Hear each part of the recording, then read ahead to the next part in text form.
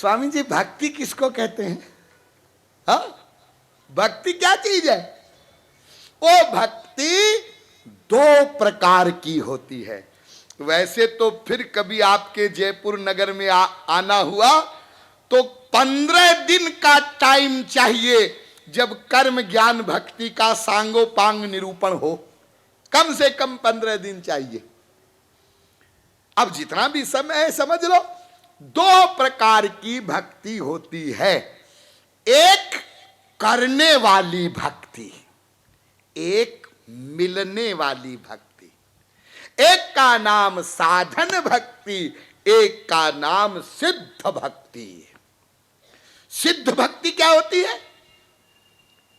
भगवान की अनंत शक्तियों में सबसे प्राइवेट में अंतिम प्राइवेट जो पावर है, अंतिम पावर, उसका नाम भक्ति है, उसका नाम प्रेम है। वो सिद्ध प्रेम। वो सिद्ध प्रेम क्या होता है अभी नहीं पता चलेगा, वो जब मिलेगा तब पता चलेगा कैसा होता है। और कैसा होता है वो सिद्ध प्रेम, सिद्ध भक्ति, जब नारद जी से पूछा गया, नारद जी भक्ति के बहुत बड़े आचार्य हुए, तो नारद जी ने कहा, अरे प्रेम के बारे में, सिद्ध भक्ति के बारे में मैं तुमको क्या बताऊं? अनिर्वचनीयम प्रेम स्वरूपम, नारद भक्ति सूत्र, वो अनिर्वचनीय है। फिर भी महाराज कुछ बताइए। यत् प्राप्य न किंचित वांछति, न शोचति, न द्वेष्टि, न रमते, नोत्साही भवति। जिसको प्राप्त कर लेने पर और कुछ नहीं चाहिए, न किंचित वांछति, न शोचति, और कोई चिंता न रह जाए, न कुछ सोचना पड़े, न द्वेष्टि, किसी से द्वेष न रहे, न रमते, संसार के विषयों में किसी प्रकार का अट्रैक्शन न हो, नोत्साही भवति, संसारिक विषयों की प्राप्ति में कोई उत्साह न हो। यह लब्ध्वा पुमान सिद्धो भवति, अमृतो भवति, तृप्तो भवति, तत्प्राप्य तदेवावलोकयति, तदेव भाषयति, तदेव शृणोति, तदेव चिंतयति, यज्ञात्वा मत्तो भवति, सिद्धो भवति, आत्मा रामो भवति, गुणरहितम कामनारहितम प्रतिक्षण वर्धमानम अविच्छिन्नम सूक्ष्मतरम अनुभव स्वरूपम मूका स्वादनवत। कई नारद भक्ति सूत्रों में प्रेम के स्वरूप का वर्णन किया। लेकिन जो भक्ति मिलने वाली है उस पर विचार नहीं करना है, जो हमें करनी है उसका नाम है साधन भक्ति। बस वो साधन भक्ति हमको क्या करनी है उस पर विचार करना है। उस साधन भक्ति के करने से, ध्यान दीजिए, अंतःकरण शुद्ध होता है, निर्मल होता है। साधन भक्ति के बदले में प्रेम मिलेगा ऐसा नहीं है। भगवान का प्रेम किसी साधना के बदले में नहीं मिल सकता। केवल प्रेम को प्राप्त करने का पात्र बन जाएगा। पात्र, ध्यान दीजिए, बहुत ध्यान दीजिए। आप लोग कभी कभी जाते हैं महापुरुषों के पास, गुरुओं के पास, और बोलते हैं बड़े लाड़ में आके, महाराज आपके पास तो भगवान का प्रेम है, हाँ थोड़ा सा हमको भी दे दीजिए, थोड़ा सा, आपका क्या बिगड़ जाएगा? अरे वो महापुरुष तो बेचारा ढूंढता है कोई प्रेम का अधिकारी हो, दे दूं, लेकिन दे नहीं सकता। क्यों नहीं दे सकता? क्योंकि अधिकारी बनने से पहले यदि कोई महापुरुष तुम्हारे अंतःकरण में वो प्रेम का कोई लवलेश भी, एक कतरा भी डाल दे जबरदस्ती, तो तुम्हारे शरीर की हड्डियों की राख बन जाएगी, तुम्हारा शरीर भस्म हो जाएगा, बर्दाश्त नहीं कर सकते, सह नहीं सकते भगवान के प्रेम को, आनंद को। अरे हम लोग तो जो कूड़ा कबाड़ा संसार वाला कोई सुख है, वही कोई बड़ा मिल जाए मान लो किसी को अचानक, वो सुख नहीं है, फिर भी भ्रम वाला ही सही, उसको सहन नहीं कर सकते। एक चपरासी है, हाँ, और उसने 25,000 रुपया भी इकट्ठे नहीं देखा, हाँ, और उसको न्यूज मिली, अरे रामू तेरी लॉटरी की टिकट ला, आज रिजल्ट आया है, हाँ, मिलाया, अरे रामू मिल गए, हाँ सब मिल गए, अरे तेरी 2 करोड़ की लॉटरी लग गई। रामू ने सुना 2 करोड़, हार्ट फेल हो गए। अभी 2 करोड़ रुपया देखा नहीं है, उसका सामान नहीं आया, केवल सुना कि मुझे 2 करोड़ मिलेगा, तो उसको बर्दाश्त नहीं कर सका, वो हार्ट फेल हो गया, मर गया। सोचिए कि 2 करोड़ की न्यूज से उसको ऐसी फीलिंग होगी। हाँ, तो भगवान का जो अनंत प्रेम है उसको धारण कैसे करोगे, बर्दाश्त कैसे करोगे? इसलिए अधिकारी बनने से पूर्व वो महापुरुष प्रेम दे नहीं सकता, क्योंकि तुम सह नहीं सकते।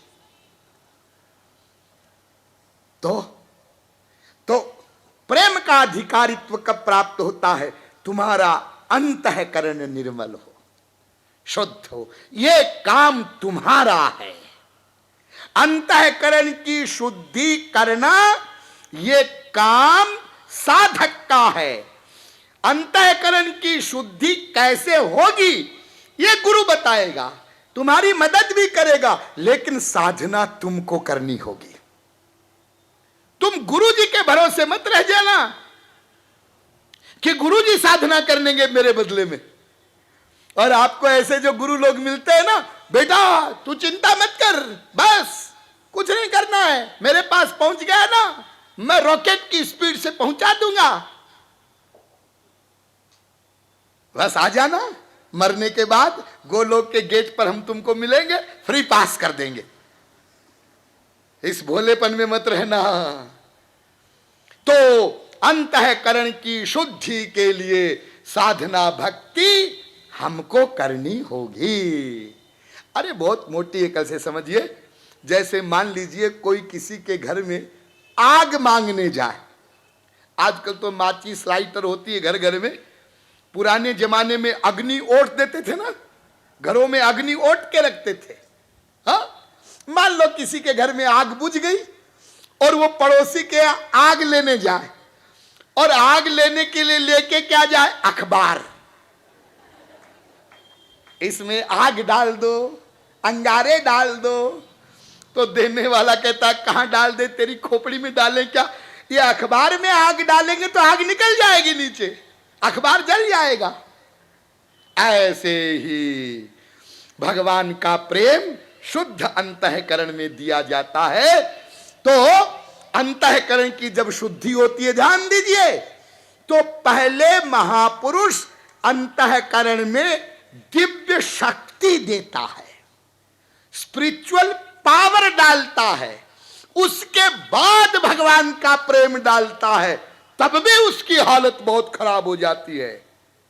अनंत पावर से भी वो प्रेम को पा लेने पर वो कंट्रोल नहीं कर पाता है, लेकिन फिर भी संभाल लेता है। अस्तु, वो जो साधना भक्ति है जो हमें करनी है, वो साधना भक्ति क्या है, हमें क्या करना है, कैसे करना है, और फिर गृहस्थ में रहते हुए और गृहस्थ के काम धंधे करते हुए हम साधना कर ले। ऐसी कोई साधना का स्वरूप आप बताएं, ऐसा कोई भक्ति का स्वरूप हमें बताएं जिससे हमारी पारमार्थिक बात भी बन जाए और हमारा जो संसार का व्यवहार है ये भी चल जाए, दोनों साथ साथ हो जाए। ऐसा साधना का स्वरूप यदि आप हमें बताएं तो हम करने के लिए तैयार हैं। बिल्कुल ठीक।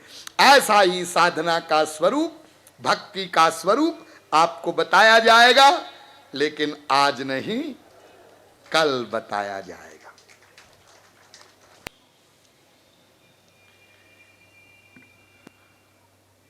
अब आप लोग विशेष सावधान हो जाएं। एतज्ज्ञेयं नित्यमेवात्म संस्थम नातः परम वेदितव्यम हि किंचित भोक्ता भोग्यम प्रेरितारंच मत्वा सर्वं प्रोक्तम त्रिविधम ब्रह्ममेतत्। इस वेद मंत्र की व्याख्या में अब तक आप लोगों को यह बताया गया, विश्व का प्रत्येक जीव आनंद ही चाहता है, और चूंकि प्रत्येक जीव अनादि है, कोई भी जीव एक क्षण को भी अकर्मा नहीं रह सकता है, इसलिए आनंद प्राप्ति का हमारा ये प्रयत्न अनादिकाल से प्रत्येक क्षण चल रहा है।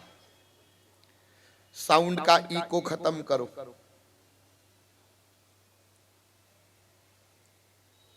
संसार में सर्वत्र विषमता है, वैषम्य है, फिर भी विश्व का प्रत्येक जीव नेचुरल आनंद ही क्यों चाहता है? इसका रीजन आपको बताया गया। विश्व का प्रत्येक जीव ईश्वर का अंश है। ईश्वर एवं आनंद दोनों एक हैं, पर्यायवाची शब्द हैं, इसलिए विश्व का प्रत्येक जीव आनंद का अंश है। और अंशी का स्वभाव होता है अंश को अपनी तरफ आकर्षित करना। हमारा अंशी सच्चिदानंद स्वरूप अनंत मात्रा का आनंद भगवान, हम लघु आनंद हैं, सच्चिदानंद है, वो जीवात्मा को अपनी तरफ आकर्षित करता है। इसलिए विश्व का प्रत्येक जीव नेचुरल आनंद को ही चाहता है, किंतु उस अनंत आनंद की प्राप्ति केवल ईश्वर प्राप्ति पर ही संभव है, और ईश्वर प्राप्ति मानव देह में ही संभव है। ये लाइन आपको खूब पक्की याद करना है। मानव शरीर में ही वो साधना हो सकती है जिससे कर्म बंधन समाप्त हो, दुख समाप्त हो, आनंद मिले, भगवत प्राप्ति हो, और ये 84 लाख प्रकार का चक्र सदा के लिए समाप्त हो जाए। ये इस शरीर में संभव है, मानव देह में। और ये भी एक दिन मैंने आपको बहुत जोर देकर कहा था कि ये पंक्ति आपको याद कर लेनी है कि मानव शरीर ईश्वर प्राप्ति के लिए ही मिलता है, भी नहीं। और चूंकि मानव शरीर क्षण भंगुर है, पता नहीं कब छिन जाए, इसलिए जल्दी से जल्दी हमें अपने परम चरम लक्ष्य को प्राप्त करने का प्रयत्न करना है। पुनः प्रश्न आया कि हम भगवान को कैसे जानेंगे? वेदों शास्त्रों में हम गए तो पता चला कि भगवान को भगवान की कृपा से ही जाना जाएगा। ये भी पता चला कि भगवान की कृपा भगवत शरणागति पर आधारित है। शरणागति का मतलब भी हमने समझा कि प्रत्येक कर्म का कर्ता मन है, इसलिए मन को ही भगवान के शरणागत करना है। लेकिन चूंकि अनादिकाल से हमारा मन संसार के शरणागत हो चुका है, इसलिए सर्वप्रथम उसे संसार से विरक्त करना होगा। तदर्थ संसार के विषय में ये डिसीजन करना होगा, ये ज्ञान धारण करना होगा कि ब्रह्म लोक पर्यंत किसी भी वस्तु में या व्यक्ति में सुख का या दुख का लवलेश भी नहीं है। ये ज्ञान जब बार बार चिंतन के द्वारा पक्का हो जाएगा, तब आपका मन संसार से विरक्त हो जाएगा। ऐसा विरक्त मन ईश्वरीय शरणागति का अधिकारी होता है। लेकिन वो ईश्वरीय शरणागति ठीक ठीक तभी हो सकती है जब गाइड के रूप में हम किसी श्रोत्रिय ब्रह्मनिष्ठ महापुरुष का गुरु रूप में वर्ण करें और उसके शरणागत होकर के ईश्वरीय पथ में चलें। पश्चात ईश्वर प्राप्ति के मार्गों का प्रकरण आया, जिसके अंतर्गत 3 मार्ग आपको बताए गए। एक कर्म मार्ग है, एक ज्ञान मार्ग है और एक भक्ति मार्ग है। कर्म मार्ग का विवेचन हुआ कि यदि कोई वर्णाश्रम धर्म का विधिवत पालन करे, 100% नियम से उसको करे, किसी भी वेद मंत्र के एक शब्द के, एक अक्षर के, एक स्वर में भी त्रुटि नहीं हो, तो वो कर्म धर्म का पालन अधिक से अधिक स्वर्ग तक ले जा सकता है। और स्वर्ग नश्वर है, निंदनीय है, इसलिए कर्म मार्ग के द्वारा हमारा परम चरम लक्ष्य श्री कृष्ण सेवा की प्राप्ति नहीं हो सकता। इसी प्रकार से ज्ञान मार्ग के बारे में भी आपको बताया गया कि ज्ञान मार्ग अत्यंत कठिन है। जो पूर्ण विरक्त हो, अत्यंत निर्विण्ण हो, साधन चतुष्टय संपन्न हो, श्रम दमादि षड संपत्तियों से युक्त हो, ऐसा कोई विरक्त हो, वो ज्ञान मार्ग का अधिकारी होता है। हमारे पास ज्ञान मार्ग का अधिकारित्व नहीं है, और यदि कोई ज्ञान मार्ग का अधिकारी हो भी और उस पर चले भी, तो मार्ग में ही पतन होने का डर रहता है। क्यों? क्योंकि वो अपने बल पर चलता है और आत्मज्ञान की अवस्था पर भी पहुंच जाए तो ज्ञानी की गुणावरी का माया नहीं जाती है। इसलिए आत्मज्ञानी को भी ब्रह्म ज्ञान के लिए सगुण साकार भगवान श्री कृष्ण की भक्ति करनी ही पड़ती है। अस्तु बिना भक्ति के केवल ज्ञान मार्ग की साधना से भी माया निवृत्ति संभव नहीं, संभव नहीं है। सुने जाते हैं वे मार्ग, ध्यान दीजिए, वे ईश्वर प्राप्ति के मार्ग नहीं है, कोई और लक्ष्य की प्राप्ति के मार्ग हो सकते हैं। और ये कर्म ज्ञान आदि जो आप सुनते हैं, ये कर्म ईश्वर की तरफ ले जाता है। ध्यान दीजिए, ये ज्ञान भगवान की तरफ ले जाता है, ये योग ये भगवान की तरफ ले जाता है। लेकिन ध्यान दीजिए, थोड़ी दूर ले जाता है फिर बीच में ही छोड़ देता है। कर्म भी थोड़ी दूर ले जाता है, छोड़ देता है। ज्ञान भी थोड़ी दूर ले जाता है, छोड़ देता है। इसी प्रकार योग भी ले जाता है लेकिन छोड़ देता है। ये पूरा पूरा अंतिम लक्ष्य नहीं दिलाते। फिर भी 3 मार्ग इसलिए कहे जाते हैं, ध्यान दीजिए, 3 मार्ग इसलिए कहे जाते हैं कि यदि कोई भक्ति करते हुए कर्म धर्म का पालन करे तो वो कर्म धर्म निंदनीय नहीं है, वंदनीय है। उसको कर्म योग कहते हैं।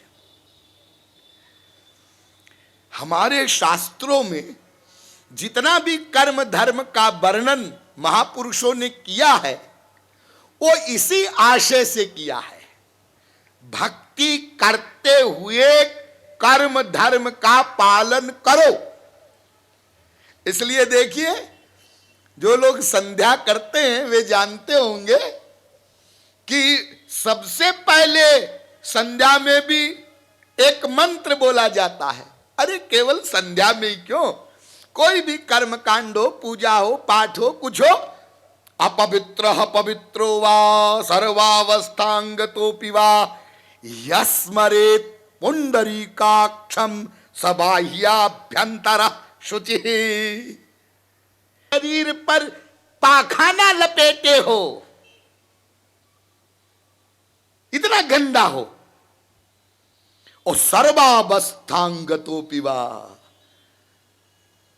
घर में हो, ऑफिस में हो, पाखाने में, मैखाने में, गुसल खाने में, कहीं भी हो, लेकिन यस्मरेत पुंडरीकाक्षम, यदि वो भगवान श्री कृष्ण का स्मरण कर ले तो सब बाह्याभ्यंतर शुचि, उसकी बाहर की शुद्धि भी हो जाए, अंदर की शुद्धि भी हो जाए।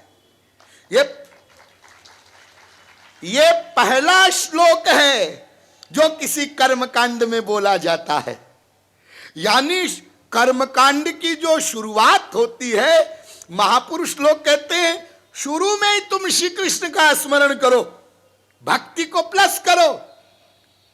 हाँ, और जब कर्मकांड समाप्त होता है तब भी महापुरुषों ने उसमें भक्ति को प्लस किया। इसलिए कोई भी कर्मकांड जब समाप्त होता है तो पंडित लोग एक मंत्र और बोलते हैं, मंत्रहीनम क्रियाहीनम भक्तिहीनम जनार्दन यत्कृतं तु मया देव परिपूर्णम तदस्तु मे।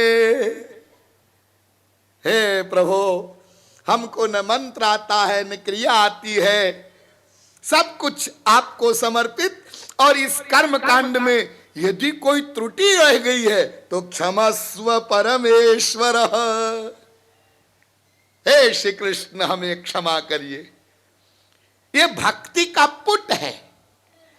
तो महापुरुषों ने जो शास्त्रों में कर्म धर्म का निरूपण किया वो इसी आशय से किया कि मन से भगवान की भक्ति करते हुए कर्म धर्म का पालन करो। इसको कर्म योग कहते हैं। यह कर्म योग निंदनीय नहीं है, केवल कर्म धर्म निंदनीय है जिसमें भक्ति माइनस कर दी गई है। केवल वर्णाश्रम धर्म का पालन करता है वो निंदनीय है। इसी प्रकार जिस ज्ञान में भक्ति प्लस है वो ज्ञान भी निंदनीय नहीं है, लेकिन भक्ति निकाल दिया है और केवल ज्ञान की साधना से वो चल रहा है, वो लक्ष्य की प्राप्ति नहीं कराएगा। तो चाहे कर्म में मिलाकर भक्ति करो, चाहे ज्ञान में मिलाकर भक्ति करो, चाहे योग में मिलाकर के भक्ति करो, और तुम परम बुद्धिमान हो तो प्योर भक्ति करो, मिलावट क्यों करो? हाँ, मिलावट की क्या जरूरत है? लेकिन सभी अवस्थाओं में भगवान से मिलाएगी भक्ति। अच्छा चलिए, बिल्कुल मोटी अकल से समझिए। एक पदार्थ होता है अमृत, आपने नाम सुना होगा अमृत। स्वर्ग में होता है, उसको पी लो, हाँ, तो वो अमर हो जाता है, अमर। अच्छा, तो ये स्वर्ग के देवी देवता ये अमर हैं, अमर, कभी मरते वरते नहीं, ना, ऐसा नहीं है।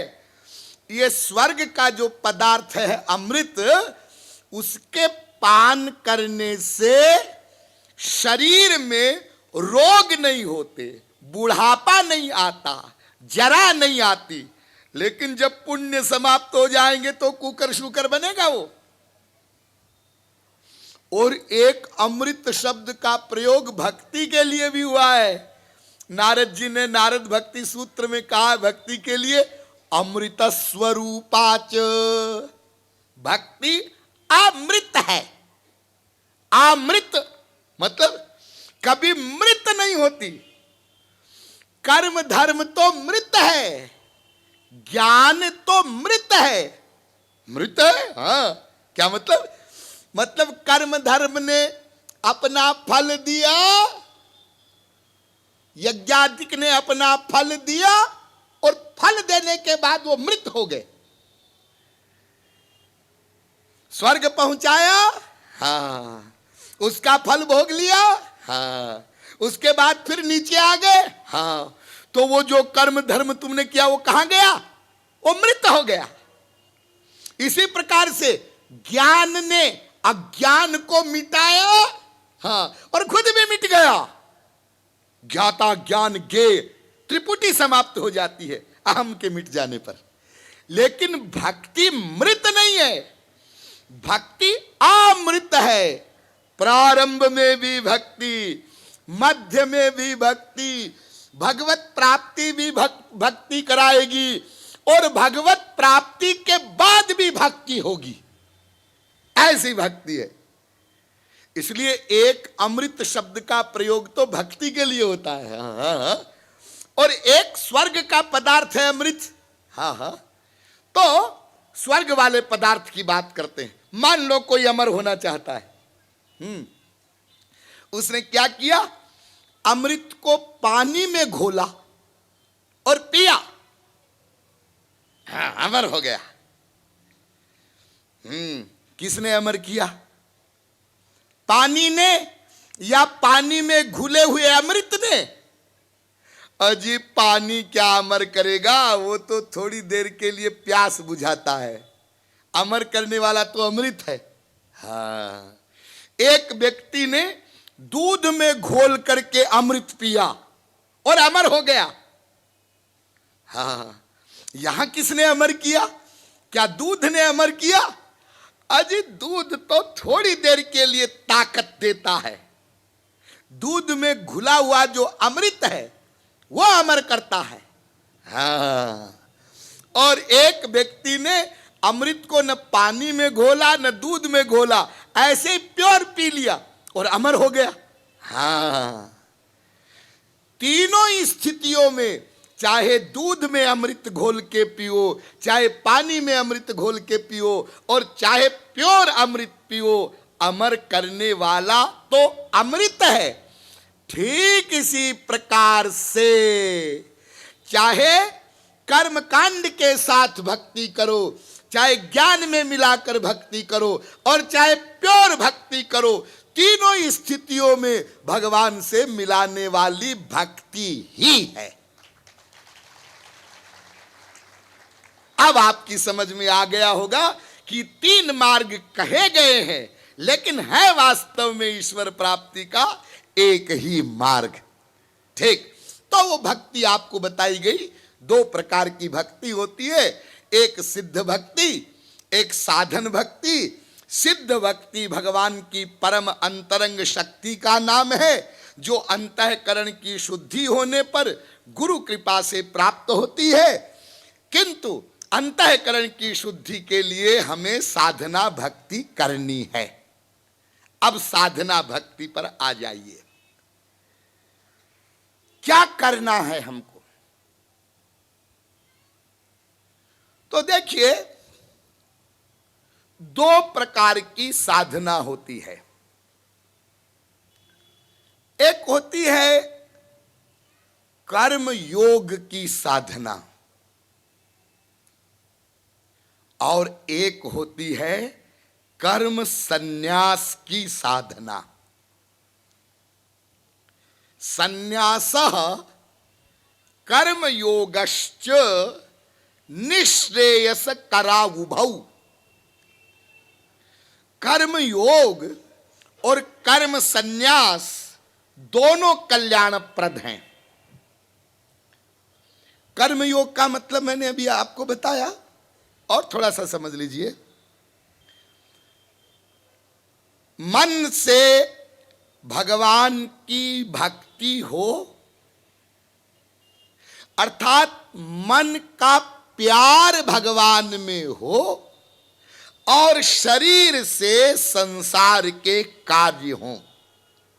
बिल्कुल सीधी सीधी परिभाषा, आप ज्यादा डिटेल में खोपड़ा पचाने की जरूरत नहीं।